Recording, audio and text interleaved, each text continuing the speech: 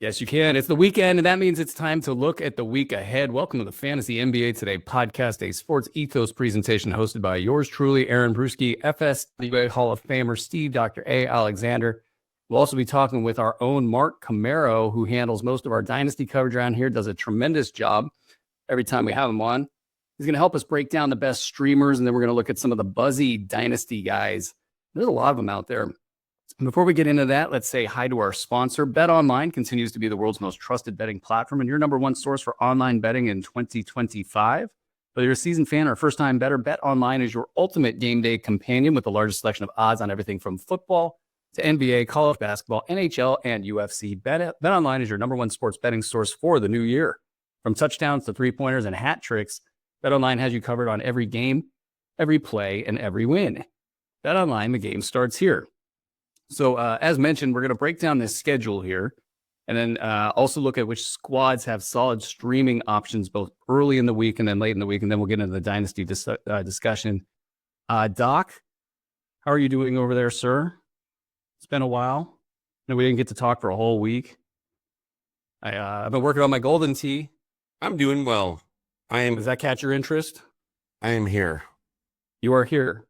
Okay. Mr. Camero. How are you walking into this mess? I will restate.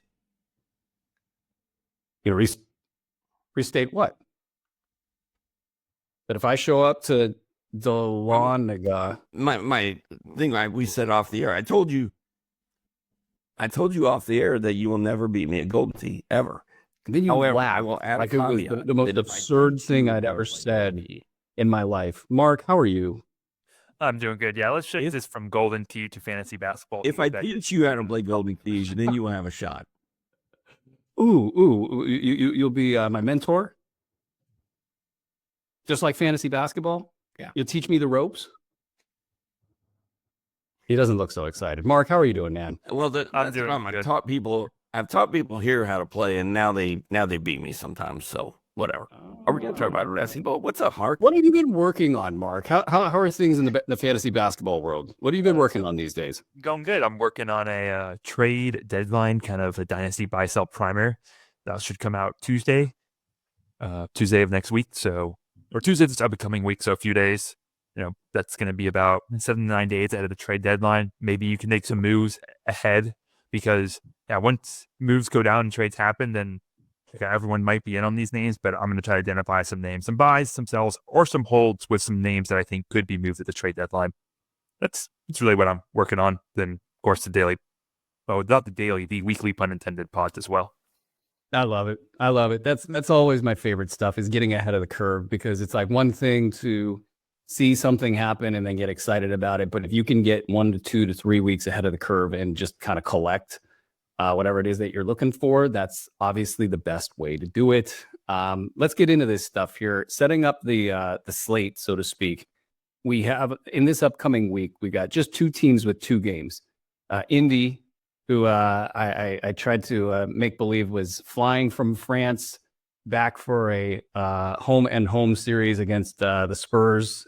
In reality, they stayed in France, and I didn't know what I was talking about, but they only have 2 games this week because of the travel, and then Oklahoma City only has 2 games this upcoming week. And then you got 18 teams with 4 games and 10 teams with 3 games. So basically 2/3 of the league has got a lot of games. So if you got guys that are hurt, or if you guys got guys that have 3 games or even 2 games this week, you are in a bit of a hole. So just kind of keep that in mind as you're looking at the schedule and your strategy for this week. Now, as far as the breakdown of the number of games per week, Monday, huge slate, 12 games.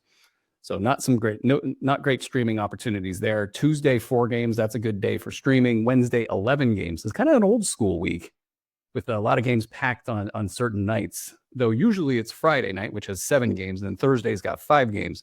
2 decent, and especially with a Friday night situation there, 2 decent nights for streaming. Saturday, 9 games, so not as good there. And then Sunday, 5 games for streaming. Teams that play Tuesday and Thursday, we've got LA, Lakers, Houston, Atlanta, Utah, and Portland. And so they are good streaming teams for the front end of the week. And then teams that play Tuesday, Friday, and Sundays, your sort of ultimate streamer teams. Milwaukee, and Philly. So we'll dive deep into those teams. But before we do, if you were enjoying the show, you're watching on YouTube, drop us a thumbs up on this video. That would help us out a ton. Subscribe, hit that button. It helps the algorithm stuff, and it's all good. If you're tuning in on Twitter, give us a follow at Ethos Fantasy NBA. And if you're listening on the pod feed, shoot us a 5-star review. Okay. Favorite streaming teams. So let's look at the early part of the week. And the teams I mentioned that have the Tuesday, Thursday action, the Lakers, Rockets, Hawks, Jazz, and Portland. Let's start with you, Mark. Think of some top guys from these teams, and who would you kind of be targeting as you get into the week? If you just circling it on your schedule here, guys that you could potentially pick up and get some extra games played. Who cracks that list for you? So Lakers, Rockets, Hawks, Jazz, Blazers, correct? That is correct. It was a little tough when I was looking at these teams because a lot of their players are pretty rostered, and then you start getting to like 15% or below rostered and players who maybe they're unappealing. But as you said earlier, these are going to be low volume game days, so you can still get some value. The Jazz have to look at my guy, Isaiah Collier, who I've been high on since the NBA draft.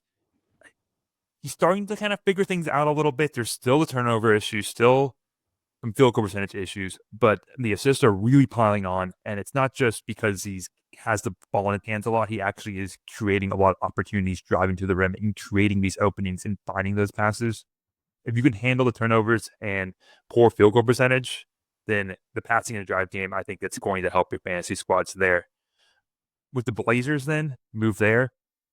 It's going to be one of the centers with Klingon or Robert Williams. Aiden's too highly rostered, but they almost seem to be rotating these centers in each game and just saying, okay, two of them are going to be injured and the other one's going to be active. We saw Robert Williams III have a nice game last Thursday and then be inactive on Friday, where I would think Klingon should have a nice performance there, has all the opportunity. If two of these centers are active, then maybe it's a little tougher.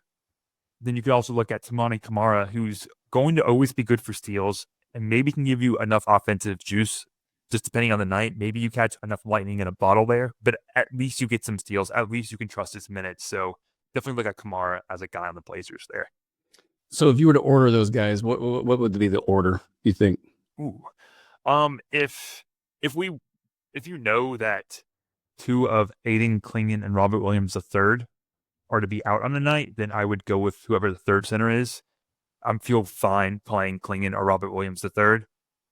If two of those centers are active, then I probably would lean Kamara just for a little more stability. Collier is number one if you need assist. If you don't, I understand passing on him with all the negatives he brings. That's probably my order there. So that would be Collier for assist. Kamara is kind of your steady guy, mainly steals, but maybe some other things, and then one of those Blazer centers. Doc, what are you thinking? You got the Lakers, you got Houston, Atlanta, Utah, Portland to choose from. Who jumps up your list? I think I'm going with Max Christie in LA. Houston's like a bored, middle class, bourgeoisie family that doesn't care. They don't need anything right now. They certainly don't need Jabari Smith. But somehow, despite the rise of Tari Eason and Amen Thompson, Cam Whitmore has managed to maintain some fantasy value. I think he's a good streamer in Houston. Vic Krejci has been pretty good in Atlanta. Bogey Bogdanovich played very well in his last game. I think those two guys are worth the shot. And then your favorite player, Brew, Isaiah Collier. Some of us call him Isaiah Collier. Born and raised in Georgia, plays for the Utah Jazz. A lot of us are expecting him to blow up the rest of the way for Utah. Now, that plan got halted in his last game because Utah brought everybody back, but it's only a matter of time before they start shutting people down. If anybody's out for Utah on Tuesday or Thursday, I'm playing Collier. Did have an additional note on the Utah Jazz there. I noticed this earlier, but I think it's pretty clear with how the Jazz brought all their players back against, I'm trying to remember who they played last Thursday, but it was a good team. And they lost that game. Against the bad teams, they sit their players or their players are out with injury. So I think we can kind of try to predict this ahead of time. So on Monday, the Jazz play the Milwaukee Bucks. Bucks are a good team. Expect them to play their guys. On Tuesday, they play the Warriors. Not a bad team. I don't think I'd call them a good team, though. So I think we could see some players sit. So actually another name, I think, Drew Eubanks, if Kessler were to be out for rest, which is, again, he's 23. I don't know why he's resting. It's stupid. But Eubanks could actually be a targeted center on Tuesday, depending on how Kessler's listed there. Those are excellent points, especially the Drew Eubanks one. I think, and the timing of what you're talking about, that's deeper schedule analysis. That's really, really smart. Good call there. Doc, if I was born into the bourgeois middle class, I would know how to pronounce Isaiah Collier's name, but I was just a runty kid on the streets of Petaluma. They didn't teach me much, and therefore I can't pronounce the names. It's all my parents' fault. Okay. All right. I think it's interesting. Max Christie, I'm with you on that one, Doc, because he's been pretty bad lately. He's probably got to bounce back. Same with Rui Hachimura. I think Hachimura has been disappointing lately, and so probably available in a lot of leagues. So I think in LA, I would be starting there. Houston, probably everybody's rostered at this point, so I don't think you got any action there. With Atlanta, Krejci's been awesome, and I don't think people understand how good he's been, both in reality and fantasy lately. He's been kind of a mid-round guy lately in fantasy, so I would absolutely jump all over that. The Utah stuff, Eubanks is the fun one, I think, because he's so under the radar. Collier is maybe kind of must roster the rest of the way. I know there's deficiencies, and there's a question of whether he'll actually hit his fantasy value overall. But if you can account for those deficiencies, I think he, Bryce Sensabaugh, these guys profile well down the stretch to mop up all of those minutes. And then in Portland, if Klingon's available, I think not only do you get him as a streamer here, but you get him for the rest of the season. And so I would look at those guys. Let's flip it now to the teams that play Tuesday, Friday, and Sunday. Milwaukee at Philly, or pardon me, Milwaukee and Philly. Let's start with Mark. What do you think about Milwaukee and Philly? You get 3 games out of these guys in that amount of days. Who rises to the threshold there for you? There weren't really too many names here. I mean, for the Bucks, you got the big guys, and then you have a slew of just random rotation players, and you're praying they pop off. Gary Trent Jr. hit 7 triples the other night. So if you need a big swing on triples, you could chance it on him. It feels a little iffy, but hey, again, these are low volume game nights, so you're probably just replacing whatever production he gives you with you're putting him in for like the zeros you would have done. So hey, it's at least something. On the Sixers, obviously Gershon Yabusele, not from the bourgeoisie of big man. He is a big burly forward there. He should just be rostered anyways with Embiid's situation and health, but Yabusele, definitely look at him. And then if you're going really deep here, maybe Justin Edwards. He was a highly touted prospect coming into college last season, ended up going undrafted after kind of a rough season at Kentucky, but he can maybe give you some points in a pinch and with some other aspects. So going really deep, Justin Edwards is another name. What about you, Doc? You got anybody in Milwaukee or Philly that you're looking forward to try to pull 3 games out of? It's a sad state of affairs trying to stream somebody out of Milwaukee, but Taurean Prince, the last time I looked, he was the highest 3-point percentage shooter in the league. I don't know if that's still true or not, but Prince might be worth the shot along with Gary Trent. Philly, man, I don't even know what to do with that team, and my computer is moving at a snail's pace right now. My son is home from school. We've got video going, and the mouse, the hamster on the wheel is out of water. Oh, here we go. Yabusele, of course. And I think Ricky Council is going to be something down the stretch, especially if we don't see Joel Embiid anymore. I think Ricky Council could be good later on. I'm not streaming him right now. I'd rather stream Eric Gordon, actually, this week. next week. He's an interesting name for or time for 3 games in a stretch because I mean normally you wouldn't be touching these guys with a 10-foot pole, but if somehow Bobby Portis gets dropped because he's been he was hot for a bit, but it's been mostly bad for him this season. AJ Green, Torian Prince, Andre Jackson, they kind of become in play, so that's a little bit interesting there. The Philly side, the streamers with additional value beyond the week. It's kind of hard to know when Philly's going to turn the page, if they will turn the page.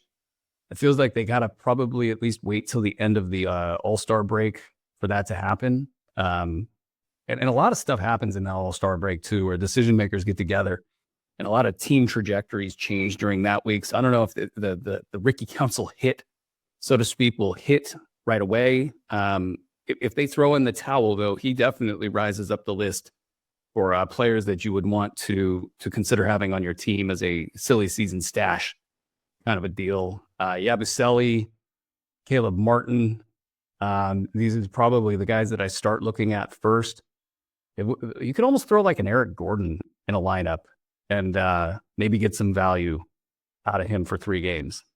All right. Let's see here. Doc, did you have your finger up? Let's look at the other screen. I do. I have a question. I didn't put my finger up, but I do have a question.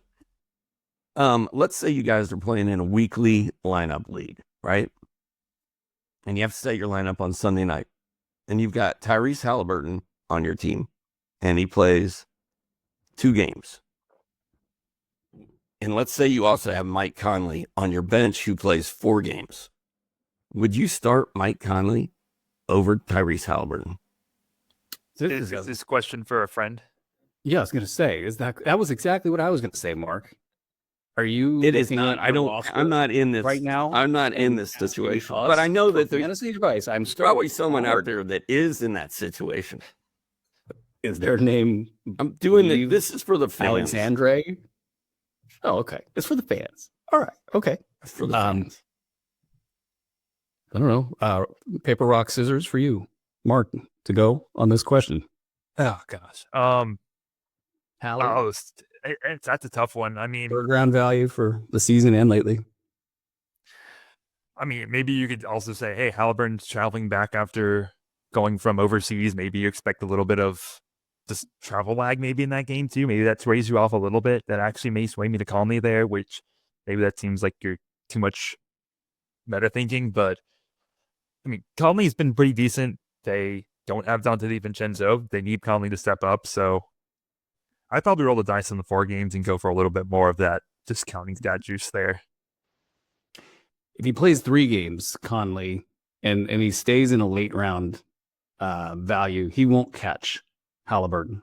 If Halliburton plays at a 3rd round level, which he's more or less been pretty consistently doing, minus this trip over to France. Mark, you should have heard the stupidity I was spouting last show. It was awesome about the travel schedule there.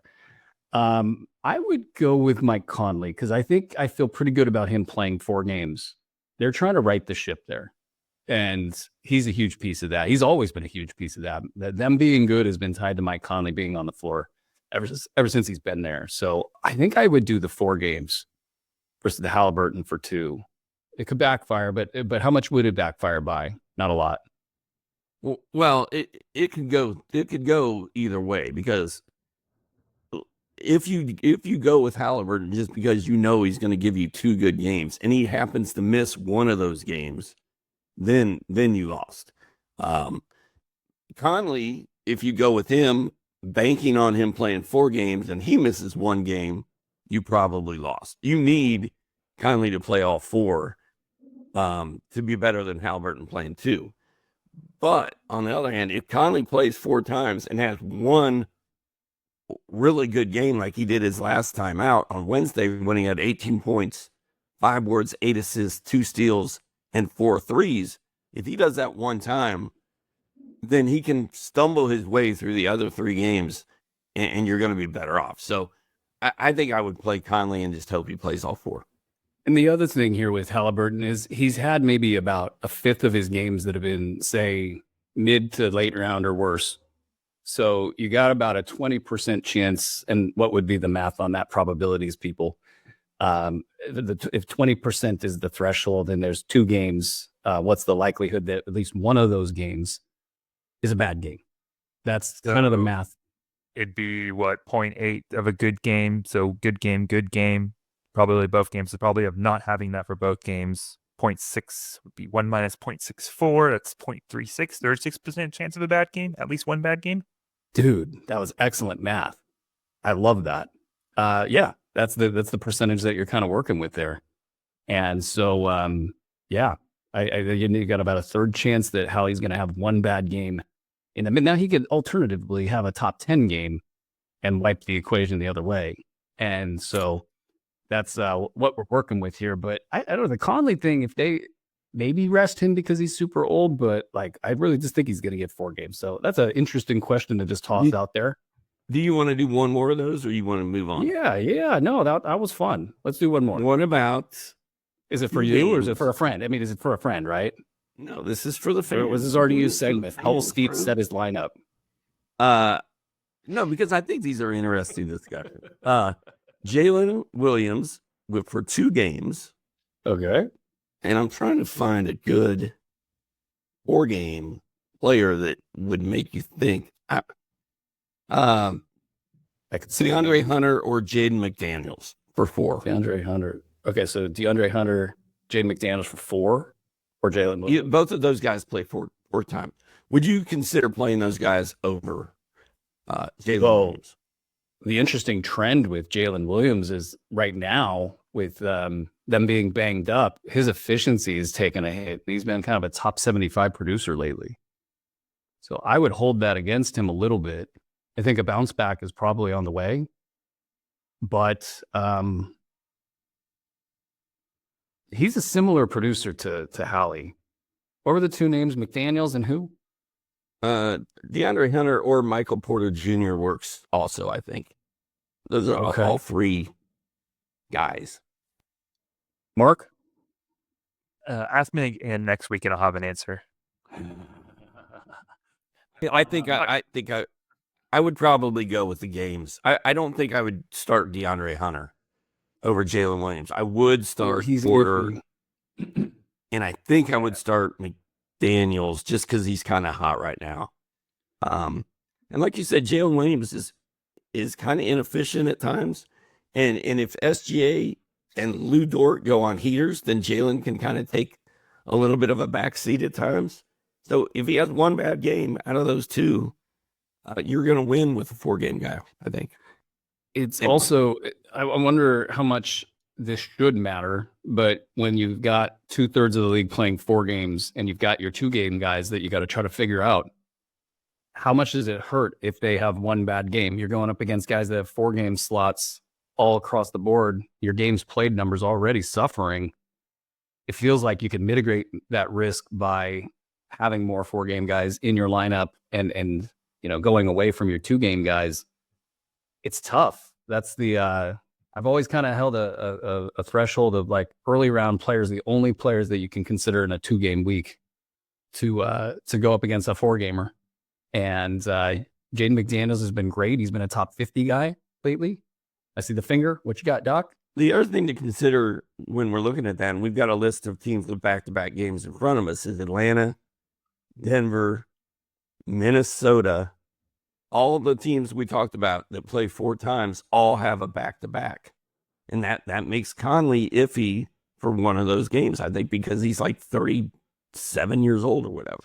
Who are the 2 teams? Something else for Mike Conley. Now that we're all the way down the Mike Conley rabbit hole here, what are the 2 teams that they're playing on those games? Oh, you're going all the way. I want the whole enchilada. I'm looking for that one team I was able to snag Mike Conley in. We're getting to the level of questions that we see in the subscriber ask those Discord section. Gently get questions like these. Great word of the day. Michelada? Enchilada. Oh, well, you see. Did you find the whole enchilada? You got it? You got it. No. I should probably just click on Minnesota and then go right to their schedule. But I decided to take one of those family circus paths to wherever it is that we're going with this, which is nowhere. fast. Griswold's just driving around Big Ben for hours. Forever. I have it here in 2 seconds, and it is the back-to-back is Phoenix and then Utah. So is Mike Conley going to sit the second game of the back-to-back at his old hometown, Utah, where they're probably going to be welcomed to take the win without Mike Conley? It's a really interesting question. He'll play in Utah. You think, just to say hi to the people? Yeah. I think that, and they'll want to maintain. It's not like Minnesota is like doing well. I'm looking at their win-loss here. It's basically 4-4 in their last 8, and they need momentum. And fun fact, Conley's hometown is in Fayetteville, Arkansas. How about that? We've really covered all the Mike Conley angles here today. Anybody want any piece of any question of these 4 versus 2 game questions that are floating around? We got the private chats kick in. Nickeil Alexander-Walker, 4 games versus Siakam, 2 games. Anybody? Siakam. That's interesting, but I don't think I'm enough of a gambler to put faith in NAW for a whole week. Hell nah. Let's not do that one. We'll do Siakam. And then let's get out of this though. Let's get to some of these dynasty angles. We got our dynasty expert on the show. I want to talk about that stuff. But before we do, I want to tell you guys about 2 things going on here at Sports Ethos. The first thing is something free for you guys. That's the Sports Ethos app, which you can get both at the Apple App Store and the Google Play Store by simply searching Sports Ethos. Gives you all of the news without having to sort through all of the social media stuff that's going on out there right now. That in of itself is worth the price of admission, which, by the way, is free. Also has tools to help balance your team.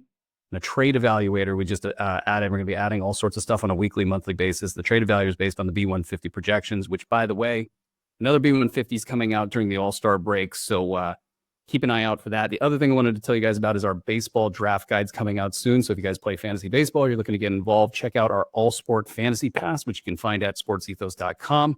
As we get closer to the trade deadline and All-Star, we're going to have a ton of promotions involving all of this stuff. We're making a huge, big deal about it. So keep an eye on all of our Twitter feeds and just everything in general. And if you're into fantasy baseball, that squad here at Sports Ethos is kicking. They're very good at what they do. All right, so we're going to be talking about some dynasty buy low targets now. Mark, you've brought the heat here, sir. I see what you're working with. What should we go into first? Which player you want to talk about?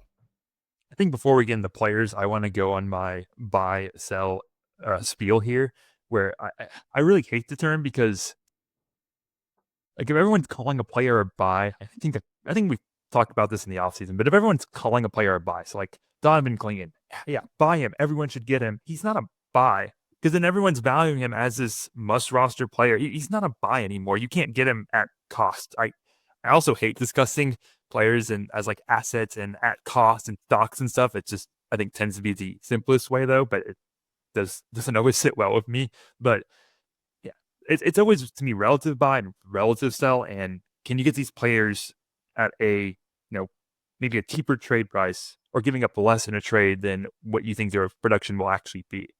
So that's not going to want to frame this. So I try to dig deep for these buy lows and sell highs, these buy lows here, where it's not obvious names. It might be names that are under the radar, and they may not sound like buys to you. That's kind of the point. I'm not trying to just give, I don't want to say stock standard buys, but really obvious buys, because I think a lot of people know that. It's like Donovan Clingan, you could argue he's a buy low, but I'd say most people are already treating him like that, and that means he's not a buy low at that. Maybe he's a sell low. To interject, I'm just kidding. I'm kidding. But or buy high, sell low. Sometimes players can be buy high for sure.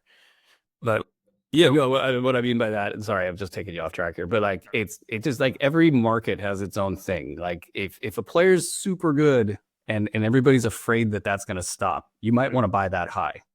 If a player's terrible and hanging on to that last rung, actually a name on this list is interesting. I'm not saying he's terrible, but he's playing terrible. Nick Claxton is on this list. He's got a bad season. Do you sell low on Claxton? Yada, yada, yada. But let's get into it. Where do you want to start? And sorry for stepping on you there. Yeah. No, I think that's good. I think that's a good point. You can buy high. Just I think a name like that was Tyler Harrow. He's someone I've acquired recently in a Dynasty League that I believe is sustainable. So example of a buy high, but I think I actually still got him at a good trade value. But Sure. first name I wanted to discuss here was Jabari Smith Jr. And he's going to illustrate, I think, where I think his stock's gone down a lot because Amin Thompson has done so well. Everyone's like, well, Amin has done well and so well, and the Rockets are still rolling along. That must mean Jabari Smith Jr. isn't actually that. I was like, great. And I don't think that's really like, just because Amin is doing amazing doesn't mean Jabari Smith Jr. is bad. I don't think he's as good for fantasy as everyone hoped. I spoke on him earlier a few months ago on the Pun Intended podcast that defensive stats aren't there, the shot isn't fully there, but he still does a lot of things well, and I think he's still a player that's going to be worthy of starter-level minutes, either on the Rockets or somewhere in the league. But I think a lot of fantasy managers are really worried about Thompson coming in, stealing his minutes, and Jabari Smith Jr. not having a role. I don't think that's the case. I think you could kind of come in now and maybe try to gauge whoever rosters Jabari Smith and just see maybe you can get him at not an expensive price to trade for, and you can get him, and hey, you just have a solid guy who will accumulate some stats for you in the next couple seasons. Doc, where are you at with Jabari Smith Jr.? How do you feel about him in general? He needs a new team. There's no room for Jabari Smith in Houston, man. I mean, between Amin Thompson and Torrey Eason and Cam Whitmore, like there's not enough room. And now they've got to be thinking, oh man, we're going to bring this guy back. He's going to mess up our flow. And I know we're talking Dynasty. I would like to see Jabari Smith moved to a different team before I'm trying to get him on my team. It's interesting. The conversation sort of du jour, it felt like in Dynasty circles a couple of years ago, maybe a year ago, 2 years ago, I don't know what, was whether you would rather have Evan Mobley or Alperen Şengün. It's just a random conversation du jour that was going on in fantasy circles. And my question for you, Mark, you're a Rockets fan for one. I don't know if that qualifies you more or less. However, you also being a Dynasty expert, that's way more qualifying. I guess you watch these guys up close, so that makes you more qualified in that sense. Sometimes it puts the Houston colored glasses on folks. I don't think that's you, but okay. Long-winded lead-in aside, I would like to ask you this. Do you think that Jabari Smith has any shades of Evan Mobley's trajectory? Like, it felt like Evan Mobley was sort of lingering around the three-point line and maybe not throwing his weight around defensively as much when people were questioning, is he this good? Now, I don't see anybody questioning, is Evan Mobley this good? Everybody's talking about Evan Mobley's the reason the Cavs have won all their games. You know, like, where are you with Jabari Smith? Does he have that in him? So, I mean, the main reason why Evan Mobley has really jumped up has been his drive game, his more just assertive offensive style. Even though the field goal attempts haven't really shot up too much more, it's just the manner in which he's getting his buckets is so much more fluid and assertive and self-generated than previously, which is big. And with Jabari Smith, we haven't even seen any shades of that. Now, I guess, you could say Mobley didn't really show many shades of that, and he just took this leap up this season. But I don't know. I wouldn't want to bank on that for Jabari Smith Jr. I am a little skeptical there is another gear. Now, I would argue that Jabari Smith doesn't necessarily need another gear to be a useful NBA player and a okay fantasy player, but I don't know if another jump up is in the cards for him, really. So where does this leave you in terms of a recommendation for him? Is he a target? Is he kind of a neutral asset?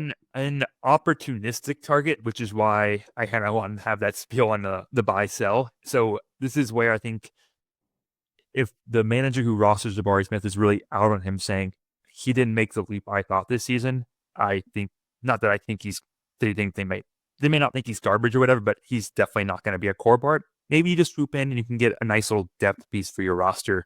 Maybe a player that can be in like the hundreds of 125 range, give you some solid boards and just a little bit of stats across the board. I think that's really the type of player we're looking at this point. Interesting. So maybe try to aim for a favorable offer, which everybody does, and it's hard to pull off. But maybe it'll work. I kind of see the shades there. I think maybe it's games that he's played during. I think this is a terrible example, but like preseason, certain games where he might be like one of the 3 players left standing in a handful of games that's occurred over the last however many years where he actually gets going offensively. But the lack of self-creation makes that leap hard, to quote some very wise soul that I know. Well, who's next on your list? The next player on the buy low list is Grady Dick. We saw him get off to a fast start, but his shot has been slumping lately. Maybe I got a little overzealous calling him on the pathway to a good starter. And I'll admit I'm a little biased. He was pretty high on my 2023 draft board. But still, I think when you look at the eye test with Grady Dick, you see him do a lot of good things, a lot of good off-ball movement actions.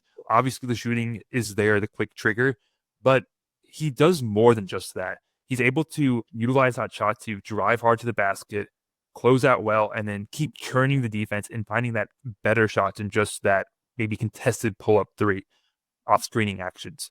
So in terms of that, yes, the percentages are down to about 35% from deep on the season, 41% field goal percentage, but I think has a lot of flashes of a really good connected piece that will excel at higher levels. And in fact, the Raptors' offense is actually plus 6.2 points per possession better on offense when Grady Dick is on the court, and that is the best on the Raptors for players with any significant amount of minutes.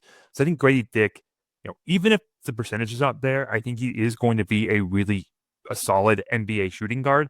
It's just a question if the other stats like rebounds, assists, or steals, if any of those come across enough to augment the points and triples you can get, I'm willing to bet on that, given that I think he's going to see starter level minutes for the long term.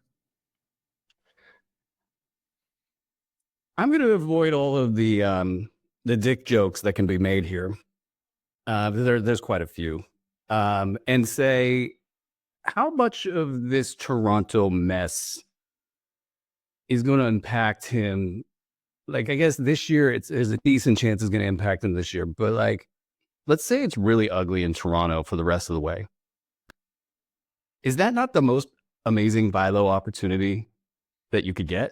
Like, it's like the hype has been there and then it's gone, and everybody kind of settles in and they're like, oh, maybe he's not that good of a prospect.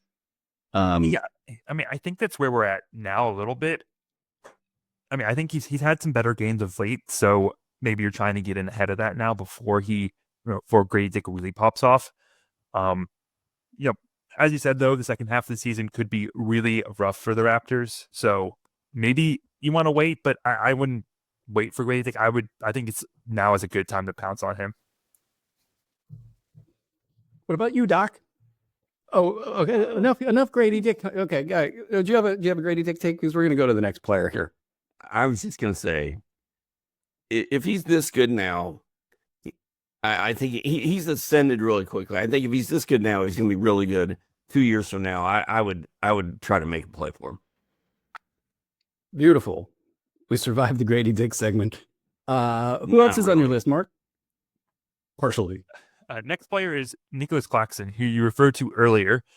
If you've watched any Nets games this year, Claxton looks pretty checked out there.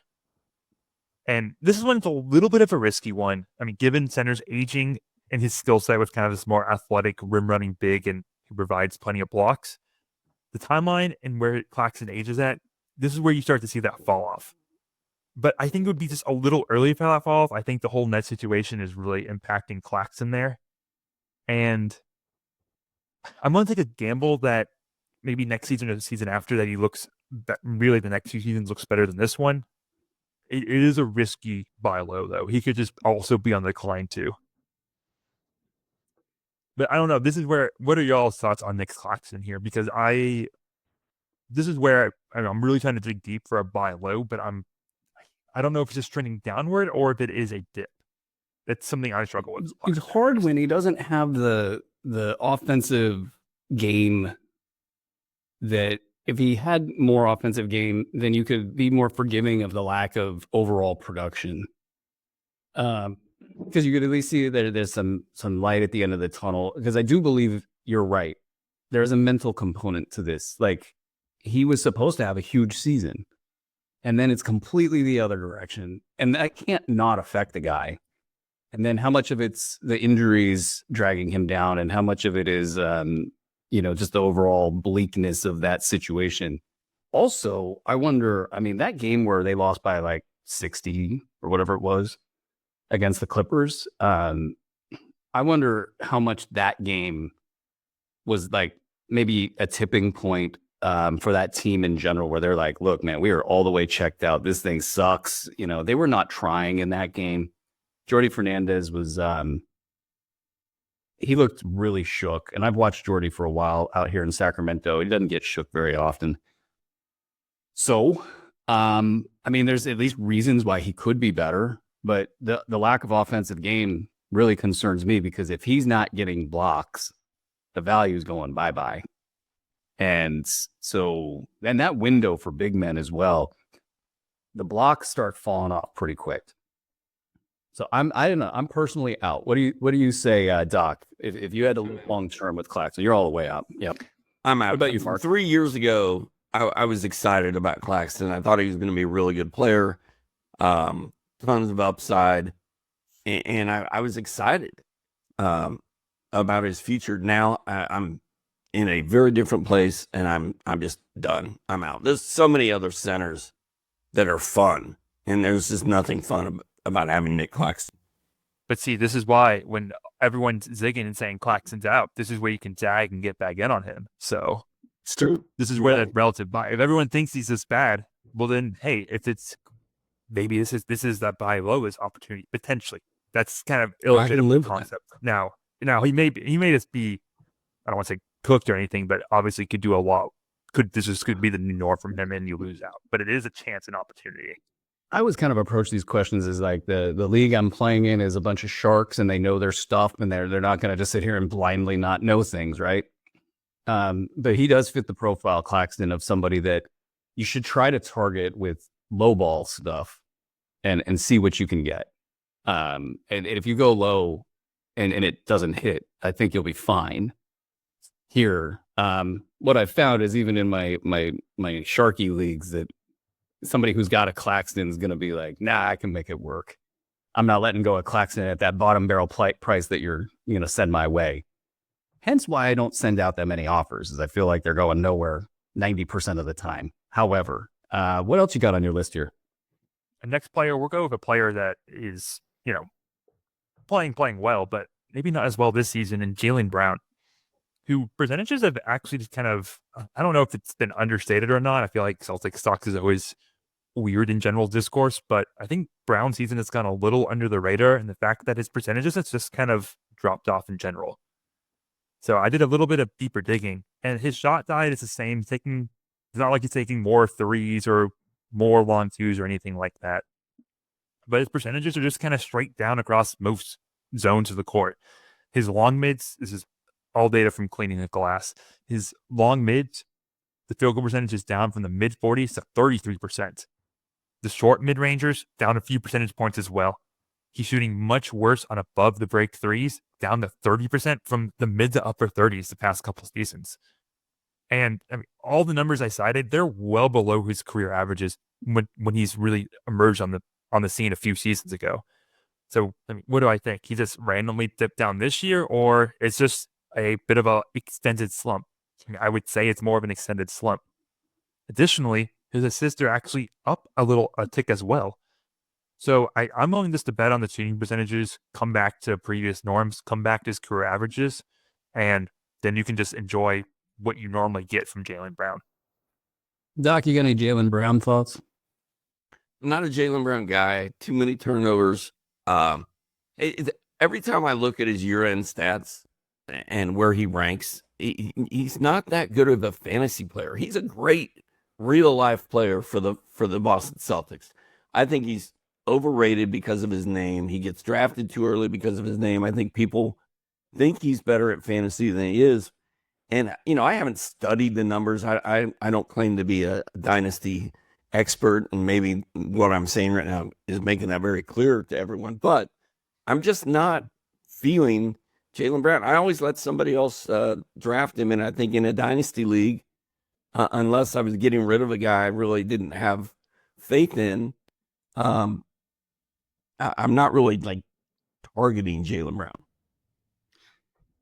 I think if I want to kind of frame this the right way, I say like, as long as everybody understands what Jaylen Brown is fantasy wise, then I do think there's a dip here, and I do think it's worth picking up on.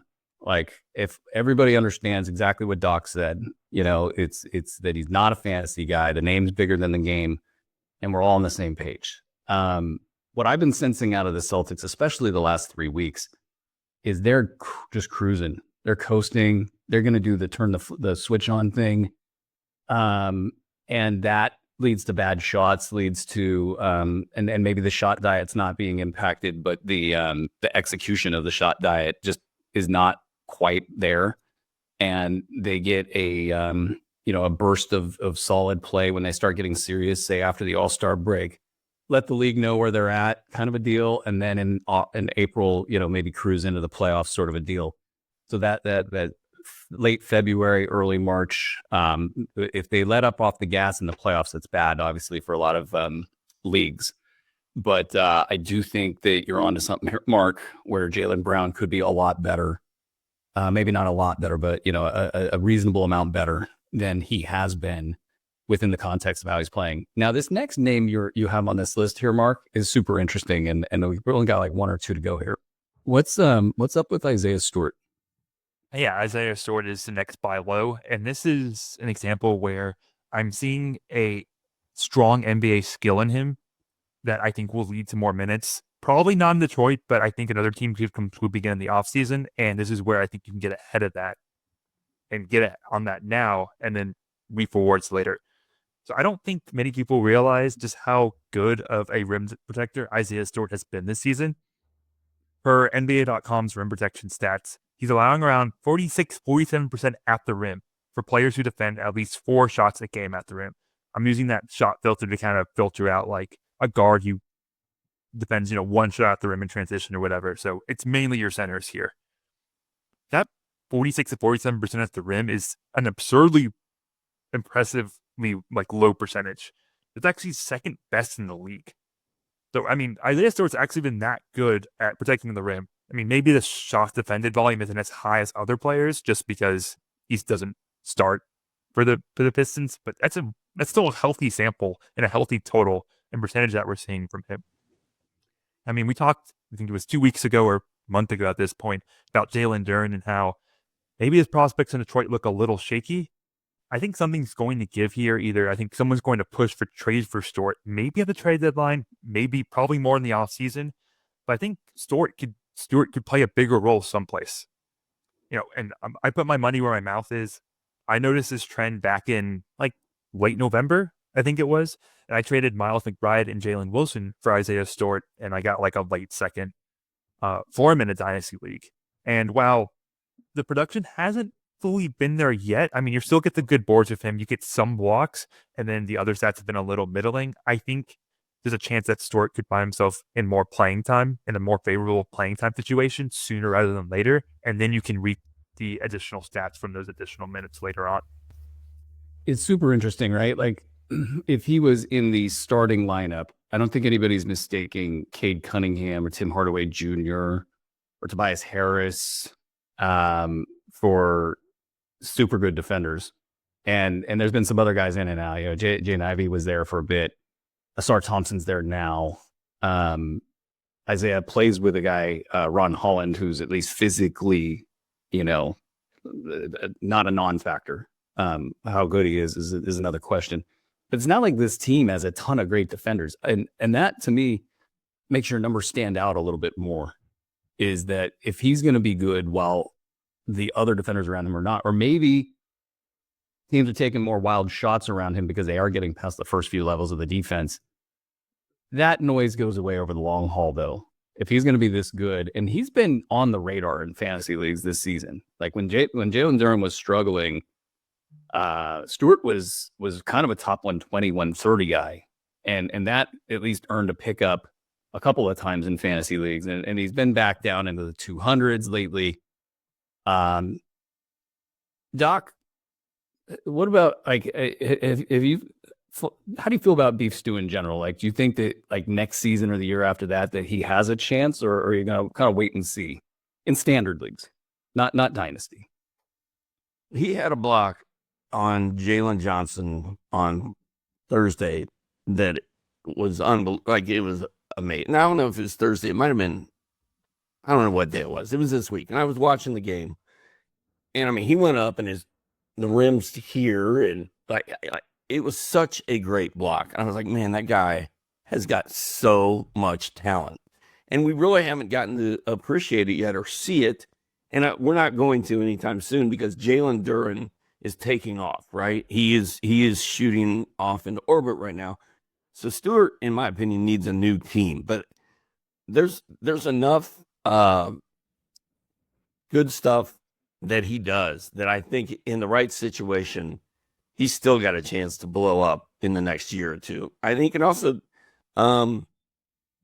he does enough other things besides block shots. I think he's got solid fantasy potential. So I'm kind of into Isaiah Stewart's future if it's not dealing with Jalen Duren.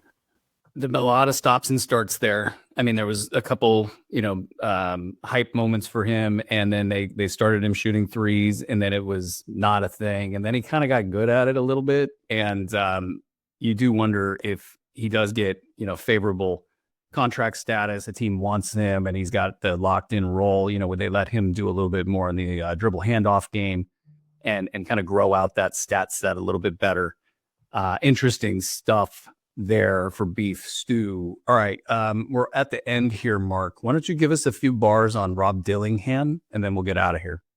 Yep. Rob Dillingham, rookie. I think he's an electrifying rookie. We talked about him in the stashes 2 weeks ago when I was on here, and this is more checking with the manager. I think it's really hard to trade for rookies in their first season. I guess all rookies' first season. It's hard to trade for rookies just because their managers invested in them. Yeah, they're going to expect it to do badly. So even if they're doing badly, like what's the actual buy low opportunity here? There probably isn't. But I think he's still worth a check-in. I'm still really high on his potential and his long-term, especially with the Dante DiVincenzo injury. There should be opportunity for him to play. Now, maybe because of that opportunity, the manager is going to hold on to Dillingham even more tightly. But just have that conversation, say, hey, maybe you find a trade that works. Maybe you can explore some options. He's someone I would still be looking in because I could see him really taking off if he gets that playing time, if he can just produce something like we're seeing with a Collier now. Maybe Dillingham can get more accustomed to the game and then really take off later. And then you can feel good that you made that investment now. Maybe even just a little bit of a, not buy high, but like buy medium, I guess. Yeah, sometimes you almost though in Dynasty, sometimes you actually have to lose the deal to win the deal. Lose it early on to win it later on. Mm-hmm. Find a win-win, the proverbial win-win, or maybe a team that's win now needs something now, and they're willing to part. I do have a little bit of a concern though, because Conley's like 37 years old. They bench him, and they start a guy who's more small forward / shooting guard than point guard over Dillingham. Then that guy gets hurt. And we still haven't seen Dillingham. Like, why does Minnesota hate Dillingham? Like, this is the perfect opportunity to let this guy play and do something. And then they don't trust him at all, not even for like one game. Honestly, it could be a stupid, and Minnesota's been very stupid this year. So everything's on the table here. They don't want to take the ball out of Randall's hands. They don't want to take the ball out of Anthony Edwards' hands. That's how they're set up. That's what they're going to do. And the thing, if you have Dillingham on the court and you don't put the ball in his hands, that's bad math right there. And I think Chris Finch, their head coach, I think as a lot of head coaches are, is very hesitant to trust youth or players who haven't proven themselves. So, I mean, we've seen that with Josh Minot a little bit. Leonard Miller. Another one right there. Or Rob Dillingham. Kind of, even when he's splashed, hasn't really gotten too much of a chance. So I think it's just a case of the coach doesn't really trust younger players, which we see that a lot across the league, but I think it's definitely true in Minnesota where we've seen a lot of names not even seemingly get a glance or even a look in garbage time, which kind of baffling, kind of frustrating as a dynasty analyst. But your concern is important because like it affects trajectory. If Dillingham doesn't get the minutes this season, well, then he waits until next season, and then like basically everybody's got an odometer and everybody's got a timeline. You just shaved a year off the guy's timeline. This happens all over the league, and that's these coaches that won't play young guys, even though when it's the right call. I mean, Minnesota needs players that can break the paint. They don't have a lot. Anthony Edwards is seeing guys, 4 or 5 guys with a foot in the paint. And not necessarily the shooting of Rob Dillingham is going to be the thing that unlocks that. But just having another player that can beat a one-on-one matchup creates opportunities for people to have easier opportunities. Having Julius Randle put his head down and dribble 500 times, that's not helping anybody. Just helps Julius Randle. All right. Well, guys, this is an all-timer show. We'll see how much of it hits the light of day. It's been a fun one. Mark, where can folks follow you and get more of your work? Yeah, you can follow me at Twitter at MacAttack145, on Blue Sky at Mark C Sports Ethos. Obviously, you can find my Dynasty Rankings articles over at sportsethos.com. So, and then also weekly, almost always on Mondays, new episode of the Pun Intended podcast drops out. So be on the lookout for that. One of the best Dynasty analysts in the game, a rising star in the industry. Great job, Mark. As always, Doc, thank you very much for making sure that I can keep a straight face over here. Andre, for keeping us all together. Thank you guys very much. And thank you guys out there for all of your help lately. We're trying to build this bad boy out. All of your feedback, your well wishes, anything you guys can think of right here. We want to make Sports Ethos the go-to place for fantasy basketball and keep enhancing the industry and making it the best that it can be. So that's going to do it for us today. The show has been presented by Bet Online. It's a Sports Ethos presentation. Until next time, ladies and gentlemen, be well. Well, who's next on your list? Next player is Grady Dick. Now, this is where maybe some of my bias and rose-colored glasses comes from. I think I had Dick 6 on my overall big board, non-fantasy, coming into that 23 draft. I was a big fan of his. And maybe I've been a little overzealous already declaring him on the pathway to a solid starter, because the shot has slumped over the past couple months after his hot start. But eye test wise, everything looks really good with Grady Dick. I'm kind of willing to ignore the data, which I feel like I shouldn't say that out loud, but I kind of am with Dick here. He moves extremely well off the ball. He's extremely active. He ain't just a 12-year-old boy. I love it. He cuts well. He really, I don't want to say it's like Curry-esque in terms of his movement, but he moves that well, I think, across the court and active in actions. And also, he's not just an off-ball shooter. He will drive in well on closeouts, drive in hard to the paint. So I like seeing that from Dick. And additionally, the Raptors' offense is just better with him on the court. He has a cleaner. I'm going to let these. I'll finish my point in a second here. These old-ass men can't handle the Dick joke. I'm trying to have a serious discussion about Dick here. All right, so. Can't do it with it. Mark, you host the show, please. All right, so with Grady Dick, too, on the court, the offense is just better with him. The Raptors' offense, when Grady Dick is on the court, plays 6.2 points per possession better, which is pretty stark. It's actually the best rating on the team, and it shows because I think of his connective tissue, what he does to the offense, and his movement, and how he opens up avenues for others. So that's what I think of Grady Dick. We're just plowing forward here. I was fine until I looked up. Saw going crazy in the back. Saw that Bruski's actually gone. Like he had to leave the room. This reminds me of the time our neighbors took my brother and I with them to church on Sunday. Which was a really bad idea because we started laughing at something and we couldn't stop, and we had to be removed from the actual church. I It's fine. He said, I'm trying to have a serious. Your Cheshire Grand, It was fine till he said, Cheshire cat over there. I'm trying to have a serious conversation about Dick here. And that's when I stated I like Grady Dick as I think he's a good player. I think he's been surprisingly good this year. I think he's been better than we thought he was going to be. He's going to be better as he matures. And I think he's A couple of us in this show here. yeah, he's maturing much more quickly than I am. That's for sure. But I just think he's a good guy to try to get and have on your team going forward, because if he's this good right now, how good is he going to be 2 years from now? I think he's going to be very good. I'm a fan. Do you guys think that a Dick pick would be acceptable? I think a Dick selection would be good. And I mean, so why he's a buy low for me with this shooting slump, maybe the manager has lost a little bit of faith in Dick. And I still think he's going to be a very capable starter. Now, long term, you still have the questions of, is Dick going to give you enough rebounds, enough assists, enough steals, or is he just going to be more only a points and threes player? That's still the overarching question with Grady Dick. But again, this is where you check in with the manager who rosters Dick and see if they're done too low on Dick.